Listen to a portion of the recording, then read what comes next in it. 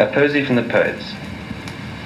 This collection of poems has been assembled from all known available material and was taken from recordings made by Nancy Price at her Sussex home Arcana between the war years of 1942 and 1945. It is interesting to note that several of these poems are repeated some 20 years later, at the age of 82, in the recital on the reverse side of this disc. The collection concludes with 5 poems taken from a tape made at some later, unknown date, perhaps 10 years or so after the records. Just a few among my many favourite poems which bring spring in the poet's words. The Miracle by John Drinkwater. Come, sweetheart, listen, for I have a thing most wonderful to tell you, news of spring. Albeit winter still is in the air, and the earth troubled and the branches bare, yet down the fields today I saw her pass, the spring. Her feet went shining through the grass. She touched the ragged hedgerows. I have seen her fingerprints most delicately green, and she has whispered to the crocus leaves and to the garrulous sparrows in the eaves. Swiftly she passed and shyly, and her fair young face was hidden in her cloudy hair. She would not stay, her season is not yet, but she has reawakened and has set the sap of all the world astir, and rent once more the shadows of our discontent. Triumphant news, a miracle I sing, the everlasting miracle of spring. The next is Desire in Spring by Frances Ledwidge. I love the cradle songs the mothers sing in lonely places when the twilight drops, the slow endearing melodies that bring sleep to the weeping lids. And when she stops, I love the roadside birds upon the tops of dusty hedges in a world of spring. And when the sunny rain drips from the edge of midday wind, and meadows lean one way, and a long whisper passes through the sedge, beside the broken water let me stay, while these old airs upon my memory play, and silent changes colour up the hedge. On receiving a box of spring flowers in London by Mary Webb. So the old dear Freemasonry goes on, the busy life, the laughter undersod, the leafy host with pier and gonfalon guarding the earthy mysteries of God. I did not think the violets came so soon, yet here are 5, and all my room is sweet. And here's an aconite, a golden moon shining where all her rain leaflets meet. And here a snowdrop, finely veined. Ah, see, fresh from the artist's hand, unfolded close. She only waits the sunshine and the bee, then she will open like a golden rose. A little poem by Teresa Hoodley, The Aconite. A flutter of rain, a flicker of light, a whisper of wind, a shadow of night, a little green ruff, and a face gold bright, the almighty fashion, an aconite. The Snowdrops by Teresa Hoodley. So quiet, so pure, so lovely. They throng the garden bed, little nuns of benediction, bowing a quiet head. Their church, the tree above them, pale sunlight glancing through. Their priest, a gold-billed blackbird. Sweet sisters, peace to you. To a Blackbird Singing in London by Mary Webb. Sing on, dear bird, bring the old rapturous strain to this great town where I no welcome find. Show me the murmuring forest in your mind, and April's fragile cups brimful of rain. Oh, sing me far away, that I may hear the voice of grass, and weeping may be blind to slights and lies and friends that prove unkind. Sing till my soul dissolves into a tear, glimmering within a chaliced daffodil. The Aziola by Shelley. Do you not hear the Aziola cry? Methinks she must be nigh, said Mary, as we sate in dusk ere stars were lit or candles brought. And I, who thought this Aziola was some tedious woman, asked, who is Aziola? How elate I felt to know that it was nothing human, no mockery of myself to fear or hate. And Mary saw my soul and laughed and said, disquiet not yourself. 'Tis nothing but a little downy owl. The little house. I have the most exacting little house. It orders curtains made with fluted frills, and bids me loop them back with coloured ties, and grow geraniums on its windowsills. It even had me plant a lilac tree where it could sniff the fragrance in the spring, and now it wants a yellow jasmine vine. I wonder what will be the next new thing.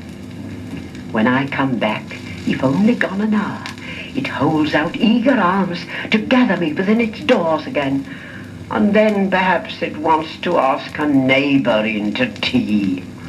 I may demur and argue for a time, but in the end I let it have its way, because at night, when everything is still, it holds me close and listens while I pray. Biography by Walter de la Mare. My aged friend Miss Wilkinson, whose mother was a lamb, met Wordsworth once, and Coleridge too, out walking in her pram. Bird-like the bards bent over her, like fledglings in a nest, and Wordsworth said, "Oh, wondrous babe," and Coleridge was impressed. The pretty thing looked up at them and softly murmured, "Coo." William was then 64, and Samuel 62. Among the many beautiful and inspiring tree poems that have been written, I've chosen a few of my own favourites. Prayer to Woods by Teresa Hooley. White birch, give me thy peace, so quiet thou art. Give me thy strength, dark pine, thy fearless heart. Thy tenderness give me beech, and aspen grey, give me thy sensitiveness. An oak, I pray thy wise endurance give, so shall I be more lovely in my life, more like a tree. The Birch and the Firwood by Noel Archer. Lonely, amid the firs she stands, the silver birch, shy, wistful, wondering, a fairy lost in church, so exquisitely fair that chance come worshipper the sunlight, smiling, laid his benison on her. And as the wind went by like music through their boughs, all that dark company of firs murmured anew their vows. But she, all innocent, hearing that low, sweet chord, shook out her silken skirts and danced before the Lord. An old Wiltshire farmer talking to his apple tree. Some folk as can afford, so I've heard say, set up a sort of cross right in the garden way to mind them of the Lord. But I, when I do see this apple tree, the stooping limb all spread with moss, I think of he, and how he talks to me. I think of God, and how he trod that garden long ago. He walked, I reckon, to and fro, and then sat down upon the ground, or some low limb what suited him, such as you see on many a tree, as on this very one, where I at set a sun do set and talk with he. And mornings too I rise and come and set down with a branch below. A bird do sing, a bee do hum, and flowers in the border blow, and all my heart's that glad and clear, as pools be when the sun do peer, as pools are laughing in the light, when morning air be swept and bright, as pools what got all heaven in sight. Then he be near. He never pushed the garden door. He left no footmark on the floor. I never heard him stir nor tread, and yet his hand do bless my head. And when 'tis time for work to start, I take un with me in my heart. And when I die, pray God I see at very last this apple tree, the stooping limb, and think of him and all he's been to me. The Horse Chestnut by Delia Van Dusen. Trees are like people. The elm is a gentle mother, stretching her tender arms above the homes of men. The willow is a Chinese mandarin, who clothes himself in drooping robes of green. The poplar is a Spanish dancer, slim-waisted and deep-bosomed, clapping her leafy castanets. The pine is a saint, distant, aloof, wrapped in a veil of shadows, yet bearing fragrant comfort for the soul that yearns for silence. But of all the trees, I think I love the gay horse chestnut best. He is a painted clown. Like grease paint are his sticky buds in spring. He strews untidy blossoms like confetti, and in the fall, when other trees are thinking how best to end their days in gracious beauty, he does not flame with red nor shine like burnished gold. Instead, he opens 100 tiny packs and lightly tosses among the leaves a gift of lustrous trinkets to warm the hearts of children playing there. The Trees Are Down by Charlotte Mew, taken from the verse in Revelation. And he cried with a loud voice, hurt not the earth, neither the sea, nor the trees. They're cutting down the great plane trees at the end of the garden. For days there has been the grate of the saw, the swish of the branches as they fall, the crash of trunks, the rustle of trodden leaves, with the whoops and the woes, and the loud common talk, the loud common laughs of the men above it all. The week's work here is as good as done. There is just one bough on the roped bowl in the fine grey rain, green and high and lonely against the sky. Down now.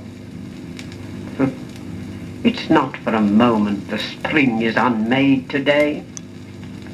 But these were great trees. It was in them from root to stem. And when the men with the whoops and the woes have carted the whole of the whispering loveliness away, half the spring for me will have gone with them. It's going now. My heart has been struck with the hearts of the plains. Half my life it has beat for these, in the sun, in the rains, in the March wind, the May breeze, in the great gales that came over to them across the roofs from the great seas. There was only a quiet rain when they were dying. They must have heard the sparrows flying, and the small creeping creatures in the earth where they were lying. But I, all day, I heard an angel crying, hurt not the trees.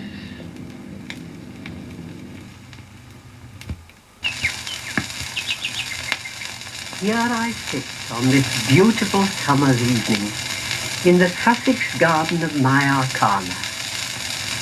I am always grateful to Kipling for his lines, God gave all men, all earth to love, but since our hearts are small, ordained for each one spot should prove beloved over all. That's the way I feel. He goes on to say, each to his choice, and I rejoice the lot has fallen to me in a fairground, in a fairground. Yea, Sussex by the sea. We are greatly privileged in being able to live our lives in this lovely county of England. And with the privilege comes the obligation to maintain its beauty. Ours is a precious heritage indeed, which we seem far too ready to whittle away. We should be careful in this mechanized age that we do not lose the beauty of our land. We produce a bungaloid growth of dwelling and throw up hoardings with garish advertisements. By the tin opener, a switch, the knob, life is regulated for many, and the fair earth itself is desecrated with litter. Let us guard ourselves from being known as the destructive age, but rather the constructive. Listen a moment to the birds as they sing round us.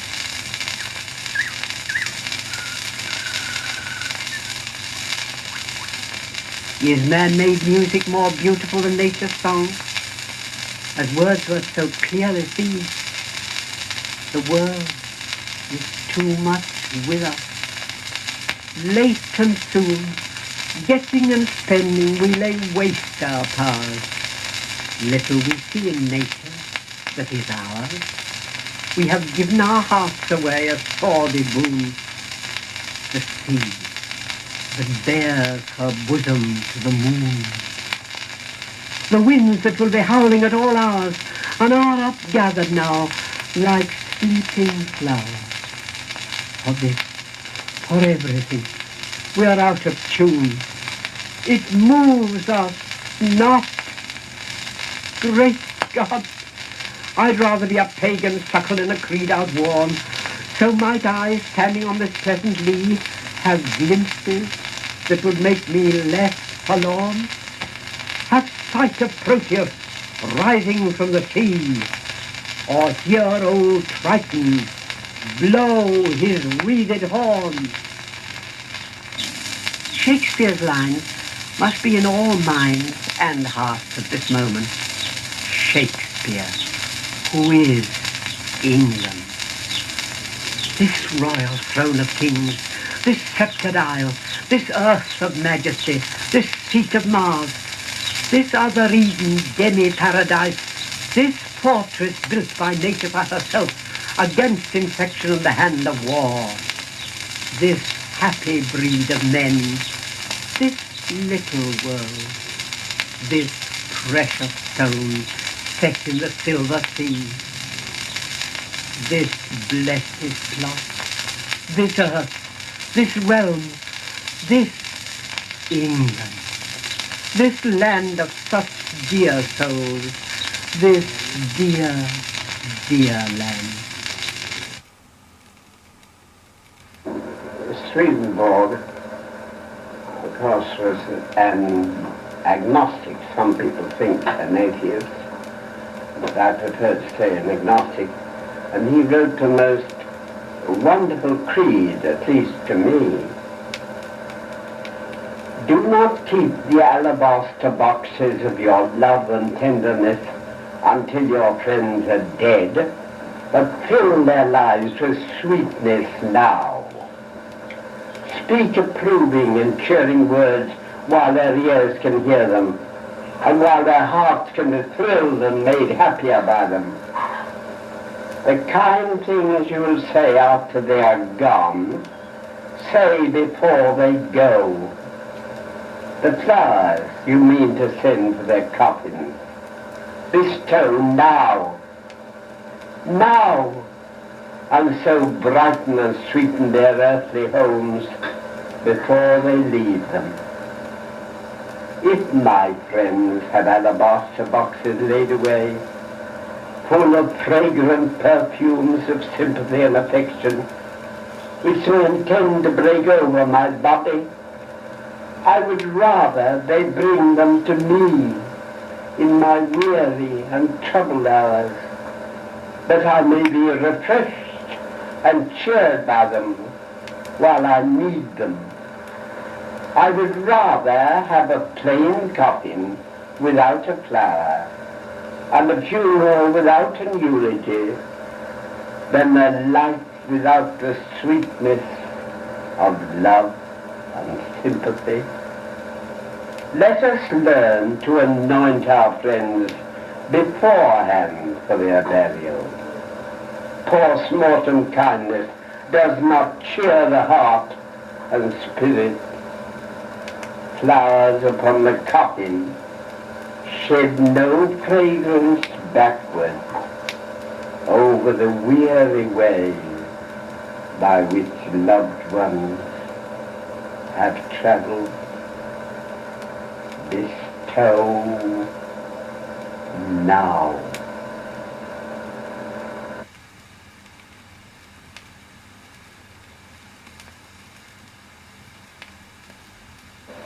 I've so often been asked for this poem written about my neighbour's old gardener, a wonderful old man.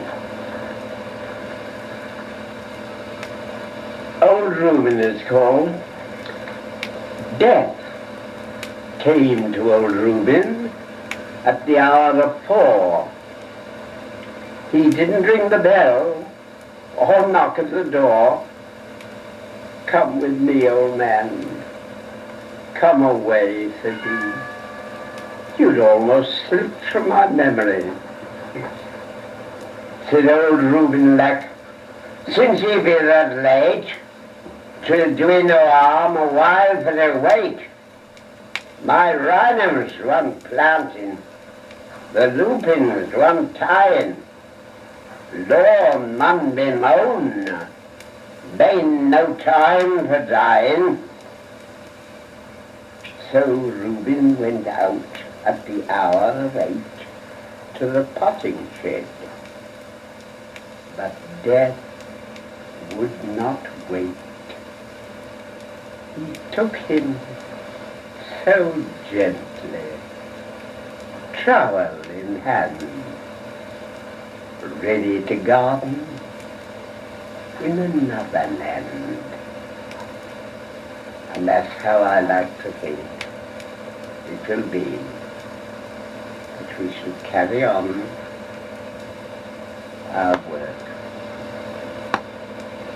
And now let's record a poem I'm very fond of, written by Walter de la Mare,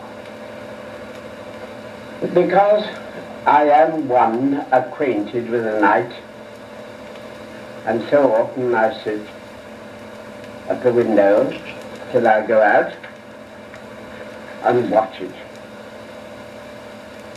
The night was creeping on the ground. She crept and never made a sound until she reached the tree, and then she covered it. She stole again along the grass beside the wall. I heard the rustle of her shawl as she cast darkness everywhere, upon the earth and sea and air, and in the room where I was hid. But No matter what she did, she could not put my candle out. So I stared at the night, and it stared back solemnly at me. And I always do feel that the night does stare back. It is a person with 1,000 eyes indeed.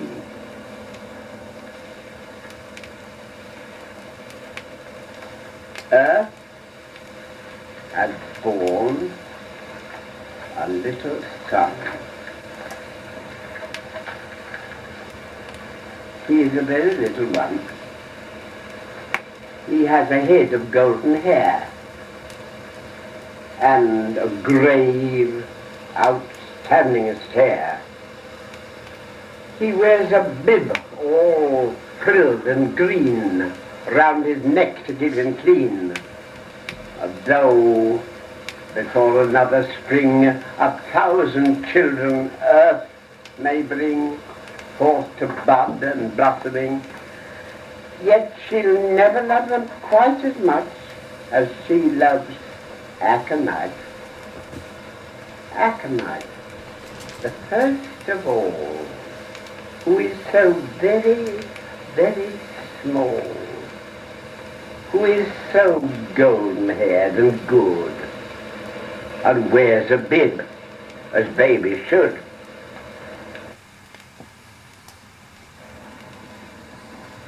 And so many people are always eager to destroy, to break one's little idol of any little pleasure, belief or treasure that one has. That's why I like this poem. A baby gardener sat and wept beside her private plot. Alas, a golden buttercup, a lovely golden buttercup, was all that she had got. She'd nursed it since it was a seed, and now they said it was a weed. I said, very sad indeed, but are you sure it is a weed? Suppose this very lovely thing, this harbinger of earthly spring, was after all a flower. We sat and thrashed the matter out for nearly half an hour, and in the end we both agreed a buttercup is not a weed.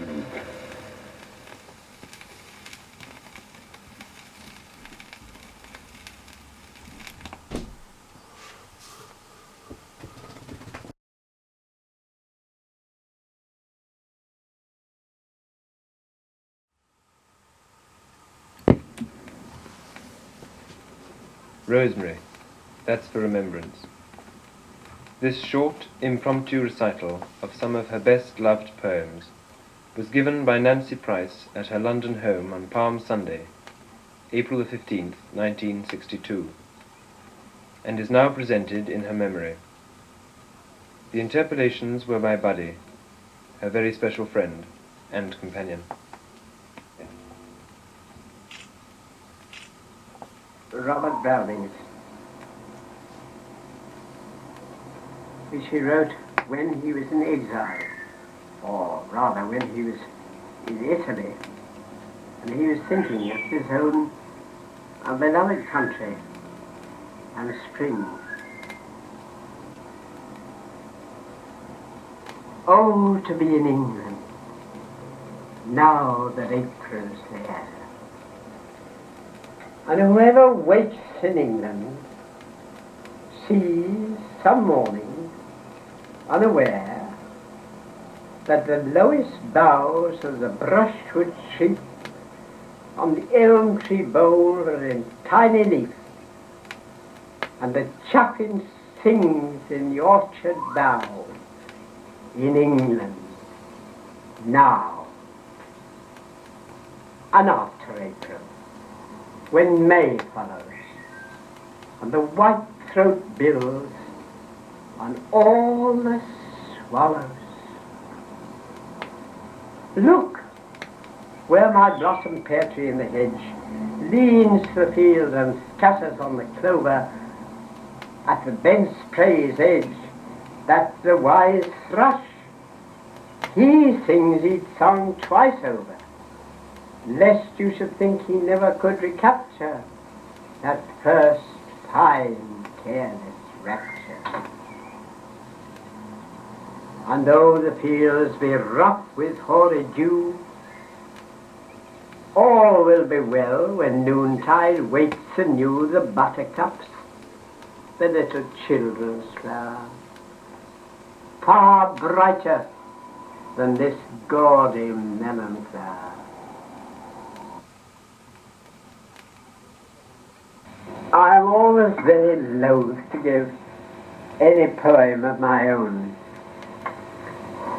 but I have been asked to give this, and so here it is.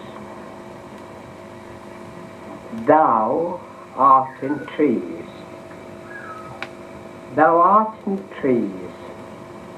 Thy strength, thy beauty, service, all in trees.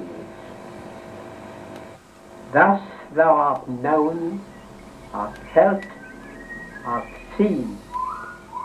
Thou art in trees. Trees hold thy light, thy shade, thy consolation, resurrection. Thou art in trees. With them thou art teacher, friend, and servant. Thou art in trees. In close communion with thee, strengthened by sun and rain, they guard and glad the earth and all that dwell therein. Man owes most things to trees. Each day with tree he lives, until that final hour when quiet in death he lies. Yet day by day man wounds and hacks thee in the trees. Thy chosen son hung on the tree, dear Christ, dead Christ, dead tree, were part of thee, and live again to bring the weary world a solace and salvation. Thou art in tree, in bud, in leaf, in bloom, when boughs are bare. And so, O Lord, to thee in tree I bend the knee.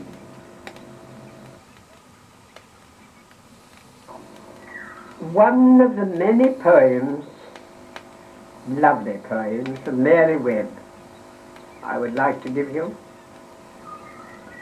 On receiving a box of spring flowers in London.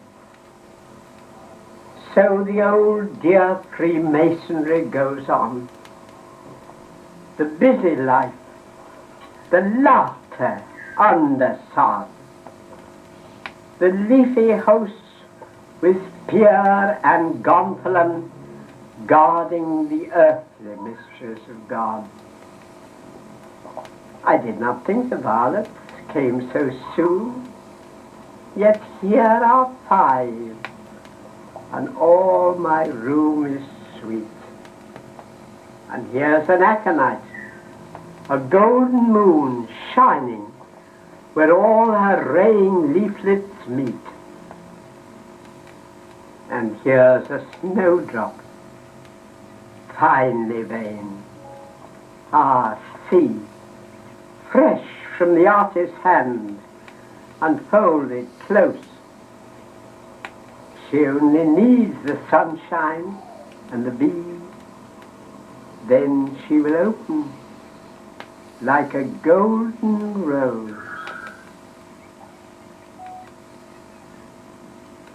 I think my favorite line in that poem has always been the busy life, the laughter under sod, because we think too little of what goes on underneath the earth. The roots, those wonderful roots that push forward their children through the hard caked earth to gladden us and give us joy. I will now give you a very favourite poem of Queen Mary's. It interested me very much and surprised me a little. I don't know why it should, but it did. And I remember on the occasion when I was trying to save, and mercifully did save, a proportion of valuable downland for the nation, we gave a matinee, and we all gave poems or songs or something relevant to Sussex and the Downs, something relevant to nature, which we would preserve. And I gave this poem, and she made me repeat it 3 times. Here it is. The world is too much with us.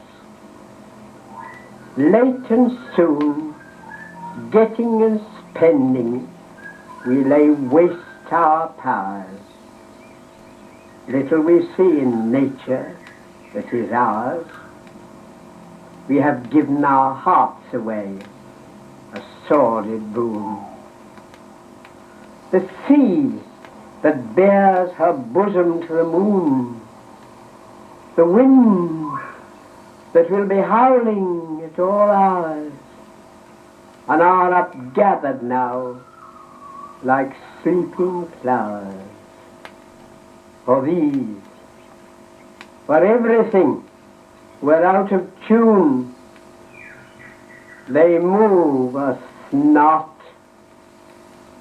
Great God, I'd rather be a pagan, suckled in a creed outworn.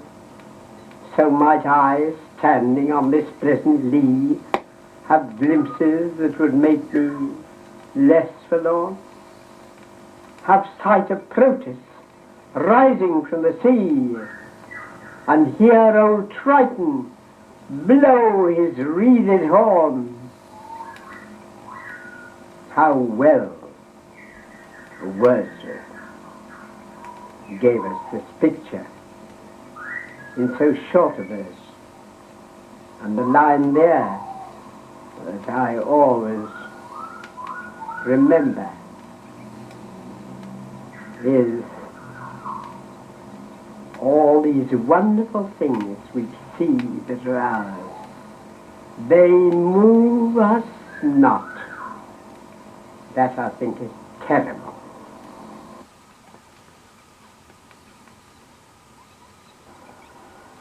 I don't know whether you do, but I find that all sorts of complications seem to crowd on us within 4 walls, and if we can only get out, they seem to fall from us. That's why I really like Muriel Stewart's poem. Out of the complicated house come I to walk beneath the sky.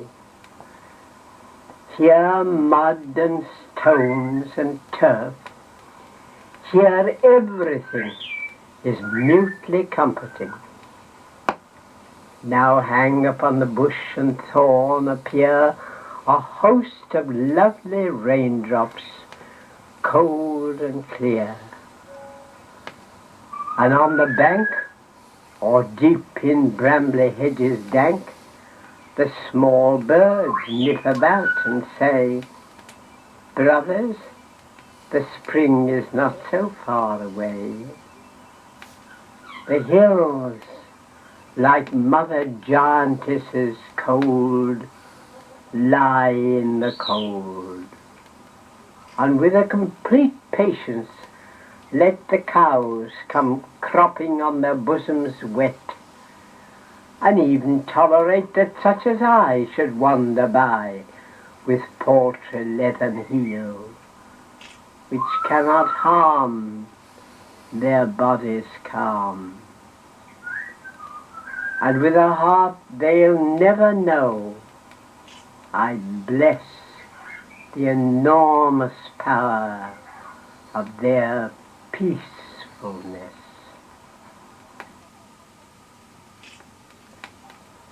A neighbor of mine and a poet had a dear old gardener that I've known for years, and after he died, this man came along to me with a poem that he'd written. This is it. Death came to old Ruben at the hour of 4. He didn't ring the bell, nor knock at the door. Come with me, old man, come away, said he. You'd almost slipped from my memory. Said old Ruben Lack, since he be that late, 'twill do he no harm a while for the late. My rhinums want tying, lupins want planting, the lawn mun be mown, bain't no time for dying. So Ruben went out at the hour of 8 to the potting shed. But death would not wait. He took him so gently, trowel in hand, ready to garden in another land.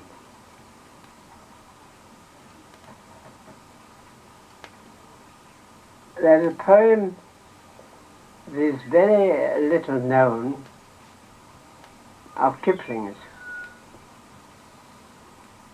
but I like it very much. I always think of it as two men talking at the club. One who has eyes to see, and the other who sees nothing.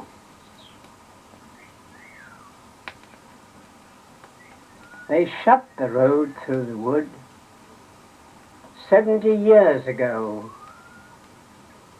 but weather and rain have undone it again. Now you would never know there was once a road through the wood before they planted the trees. It's underneath the coppice and heath, on thin anemones. Only the keeper sees that where the ringdove broods and the otters roll at ease, there was once a road through the wood. But if you come to the wood of a summer evening late, when the night air cools on the trout ring pools, and the otter whistles his mate, they fear not men in the woods, because they see so few. You can hear the beat of a horse's feet, and the swish of a skirt in the dew, steadily cantering through the misty solitudes, as though they never knew there was once a road through the woods. But there is no road through the woods.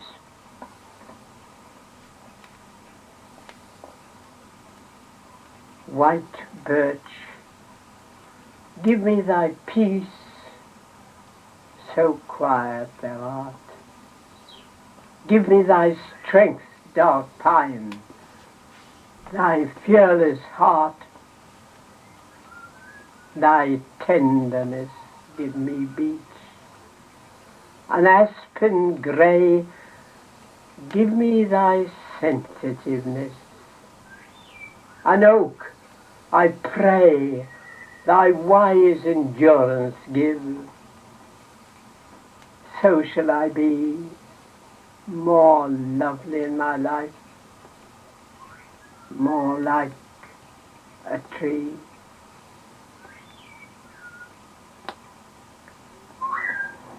Lonely amid the firs she stands, the silver birch, shy, wistful, wondering, a fairy lost in church. So exquisitely fair that chance come worshipper the sunlight, seeing her, laid his benison on her. And as the wind went by, like music through their boughs, all that dark company of hers murmured anew their vows.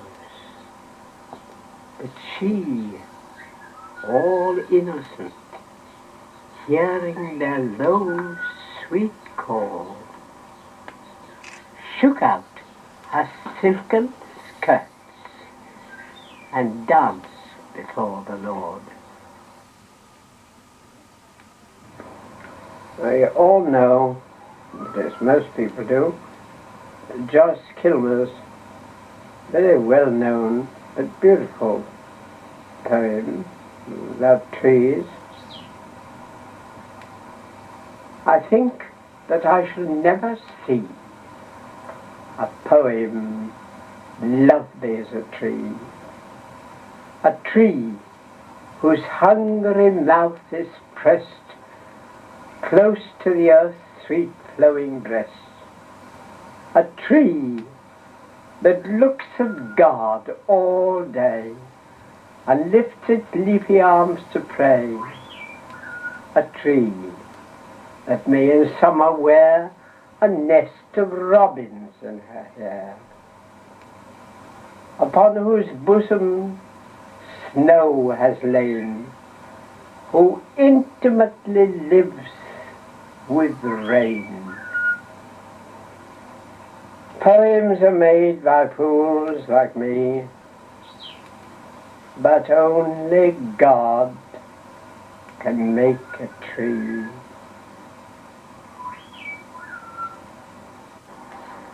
Whose woods these are, I think I know.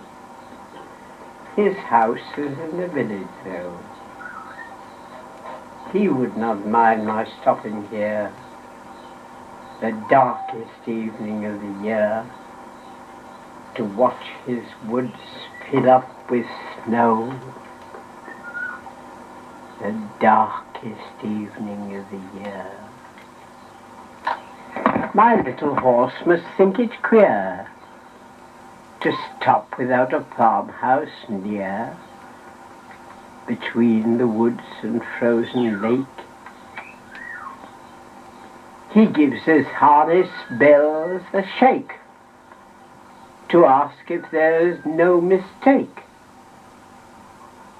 The woods are lovely, dark and deep, but I have promises to keep and miles to go before I sleep, and miles to go before I sleep. That particularly perhaps I like, because I have promises to keep. When we're in a lovely place, we don't want to move, we don't want to go back to duty, but I have promises to keep. It's a hard line, that. This, of course, was written of the old doctor in the village who used to go his rounds lonely and long in his gig. Those days are over now. A poem by Stephen Spender. No, not Stephen Spender. Richard Spender. I think the better poet of the two. Richard Spender wrote two poems. He was killed very early, 21. Such a gay, lovely face, rather like the sun, because he was in the parachute battalion, and there was nothing found but the one little collection of poems.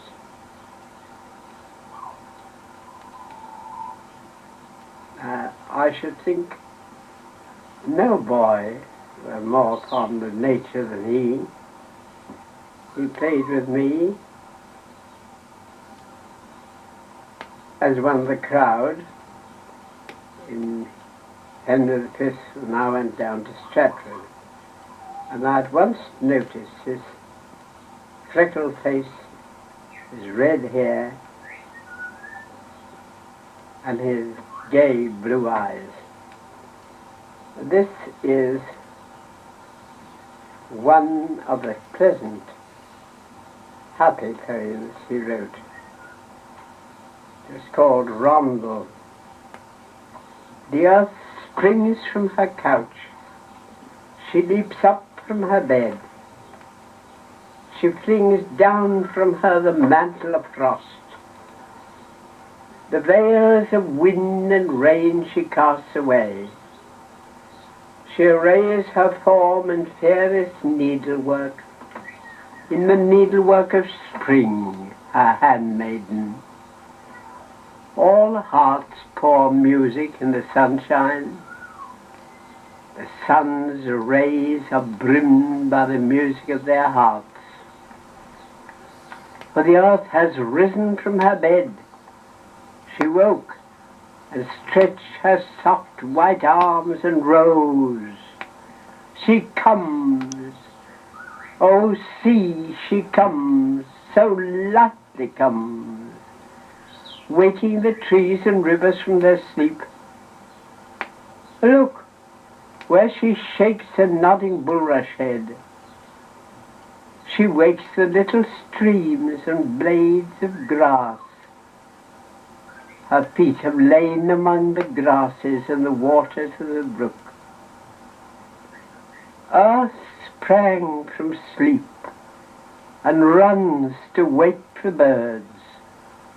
She left her couch and clothes herself in light. Surely that's a wonderful description of the spring.